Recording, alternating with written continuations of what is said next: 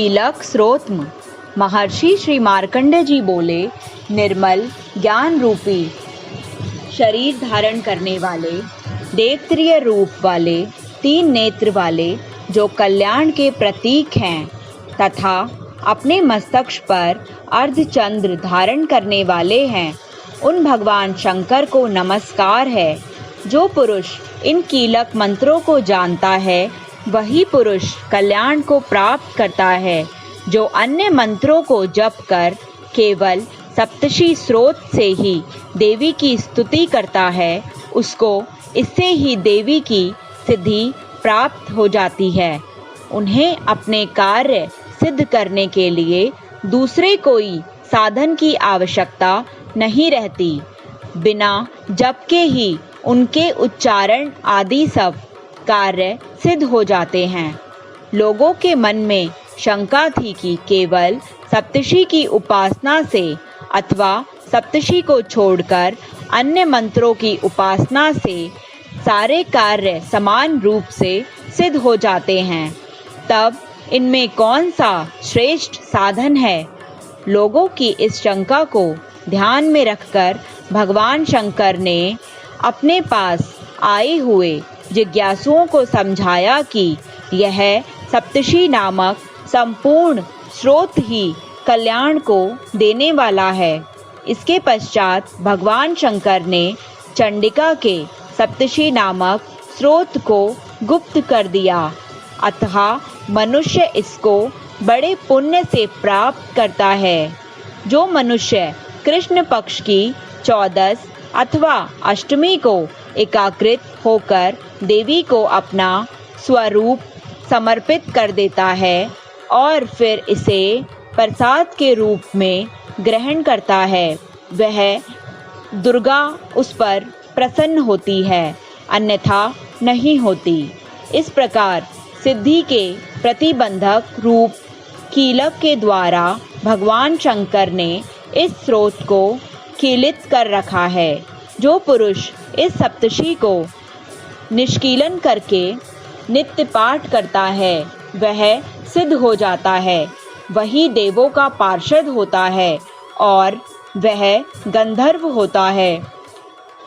स्वत्र विचरते रहने पर भी उस मनुष्य को इस संसार में कहीं कोई डर नहीं होता, वह मृत्यु के वश में नहीं पड़ता और मरकर मोक्ष प्राप्त करता है। किंतु इस कीलक की विधि को जानकर ही सप्तषि का पाठ करना चाहिए। जो ऐसा नहीं करता वह नष्ट हो जाता है। कीलन और निष्कीलन संबंधित जानकारी के पश्चात ही यह स्रोत निर्दोष होता है और विद्वान पुरुष इस निर्दोष स्रोत का ही पाठ आरंभ करते हैं। स्त्रियों में जो कुछ सौभाग्य आदि दिखाई देता है वह सब इस पाठ की ही कृपा है। इसलिए इस कल्याणकारी स्रोत का सदा पाठ करना चाहिए। इस स्रोत का शैन्य पाठ करने से भी स्वकल्प फल भी प्राप्त होता है। इसलिए उच्च स्वर में ही इसका पाठ आरंभ करना चाहिए।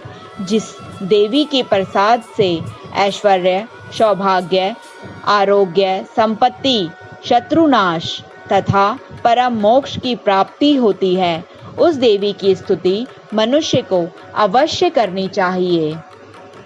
प्रथम अध्याय। महर्षि मार्कंडेय जी बोले, सूर्य के पुत्र सावर्णी की उत्पत्ति की कथा विस्तार पूर्वक कहता हूँ, सुनो। सावर्णी महामाया की कृपा से जिस प्रकार मनवंतर के स्वामी हुए, उनका हाल भी सुनो। पहले सावरोचिष नामक मनवंतर में चैत्रवंशी सूरत नाम के एक राजा थे। सारी पृथ्वी पर उनका राज्य था। वह प्रजा को अपने पुत्र के समान मानते थे, तो भी कोलादिवंशी राजा उनके शत्रु बन गए। दुष्टों को दंड देने वाले राजा सूरत की उनके साथ लड़ाई हो गई। कोलादिवंशियों के संख्या में कम होने पर भी राजा सूरत युद्ध में उनसे हार गए। तब वह अपने नगर में आ गए। केवल अपने देश का राज्य ही उनके पास रह गया और वह उसी देश के राजा होकर राज्य करने लगे। किंतु उनके शत्रुओं ने उन पर वहां भी आक्रमण किया। राजा को बलहीन देखकर उनके दुष्ट मंत्रियों ने राजा की सेना और खजाना अपने अधिकार में कर लिया। राजा सूरत अपने राजाधिकार को हारकर शिकार खेलने के बहाने घोड़े पर सवार होकर वहां से एक भयंकर वन की ओर चले गए। उस वन में उन्होंने महर्षि मेधा का आश्रम देखा। वहां कितने ही हिंसक जीव परम शांति भाव से रहते थे। राजा सूरत ने महर्षि मेधा को प्रणाम किया और महर्षि ने भी उनका उचित सत्कार किया। राजा सूरत महर्षि के आश्रम में कुछ समय तक ठहरे। अपने नगर की ममता के आकर्षण से राजा अपने मन में सोचने लगे, पूर्व काल में पूर्वजों ने जिस नगर का पालन किया था वह आज मेरे हाथों से निकल गया। मेरे दुष्ट एवं दुरात्म मंत्री मेरे नगर की धर्म से रक्षा कर रहे होंगे या नहीं। मेरा प्रधान हाथी जो कि सदा मद की वर्षा करने वाला और शूरवीर था, मेरे बैरियों के वश में होकर न जाने क्या क्या दुख भोग रहा होगा। मेरे आज्ञाकारी नौकर जो कि मेरी कृपा से धन और भोजन पाने में सदैव सुखी रहते थे और मेरे पीछे पीछे चलते थे, वह सब निश्चय ही दुष्ट राजाओं का अनुसरण करते होंगे तथा मेरे दुष्ट मंत्रियों द्वारा व्यर्थ ही धन को व्यय करने से संचित किया हुआ मेरा खजाना एक दिन अवश्य खाली हो जाएगा। इस प्रकार की बहुत सी बातें सोचता हुआ राजा निरंतर दुखी रहने लगा।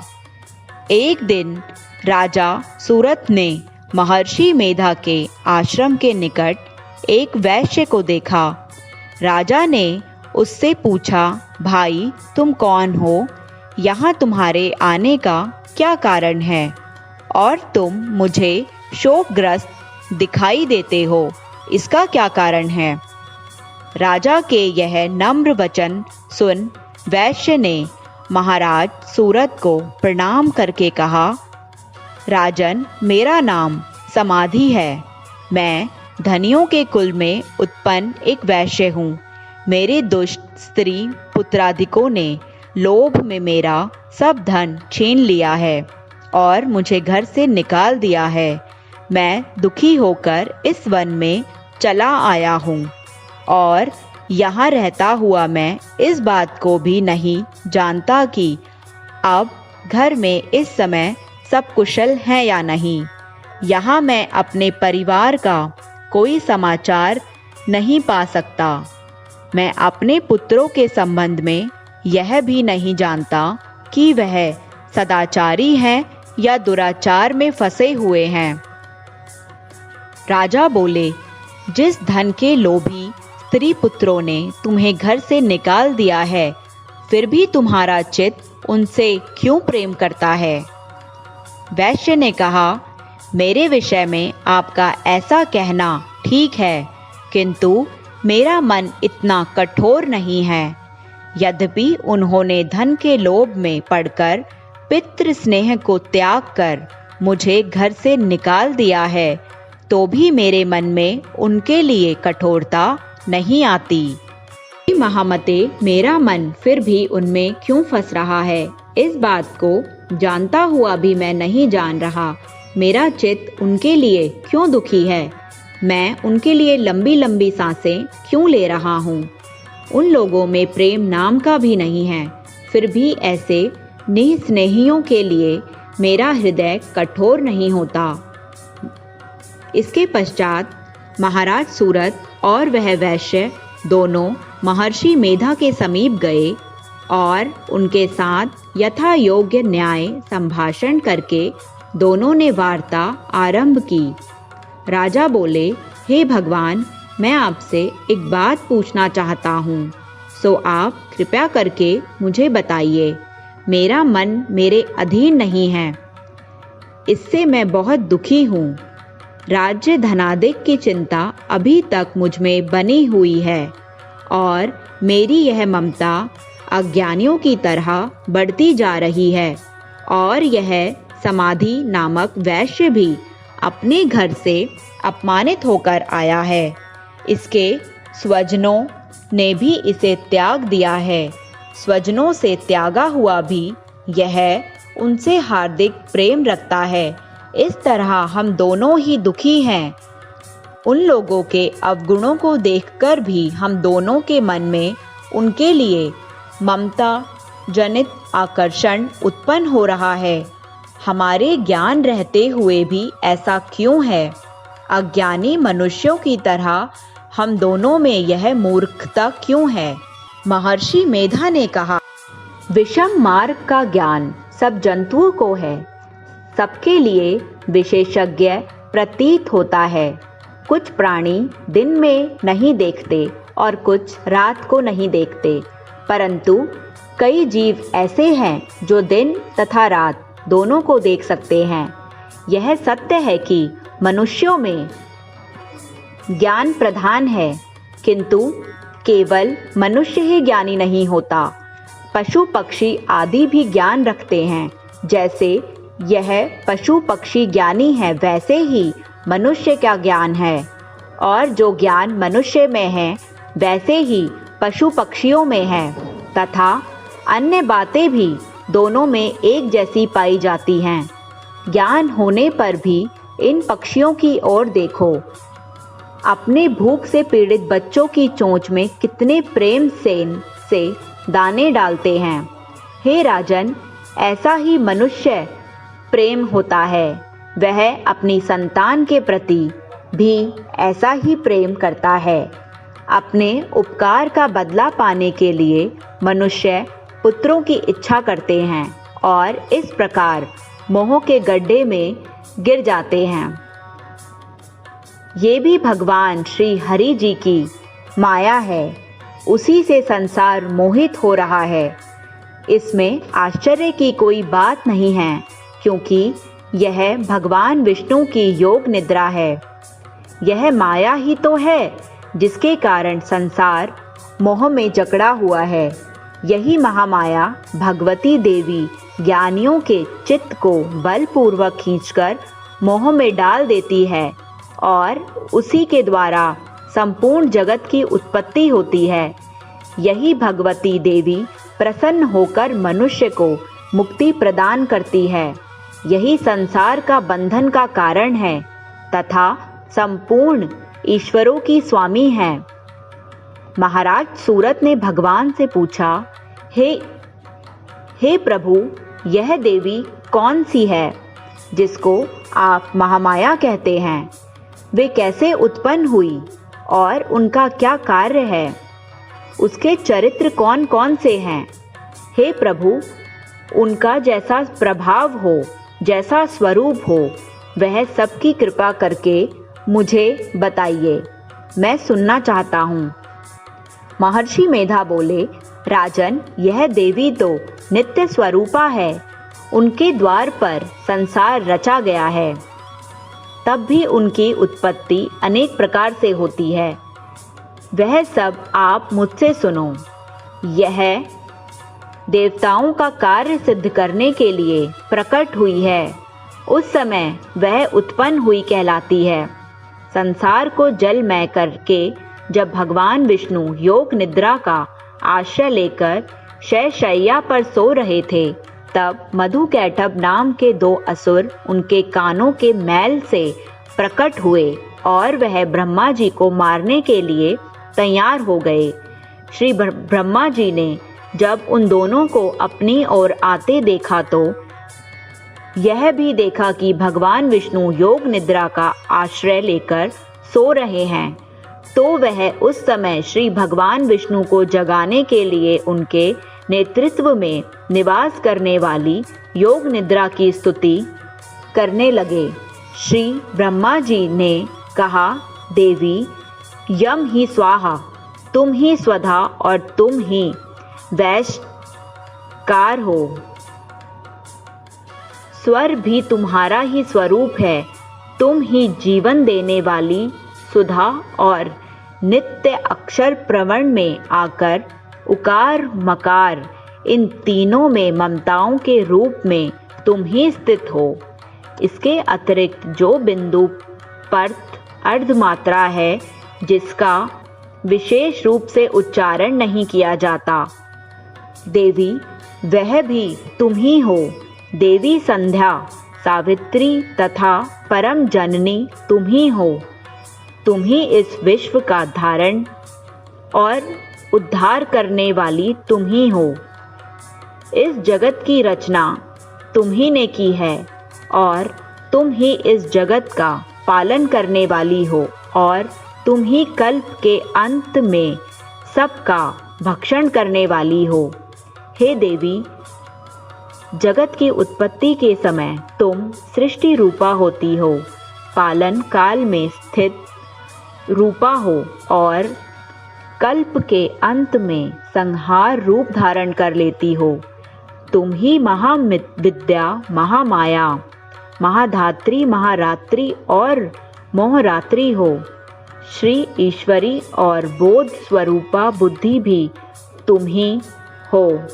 लज्जा, पुष्टि, तुष्टि, शांति और क्षमा भी तुम ही हो।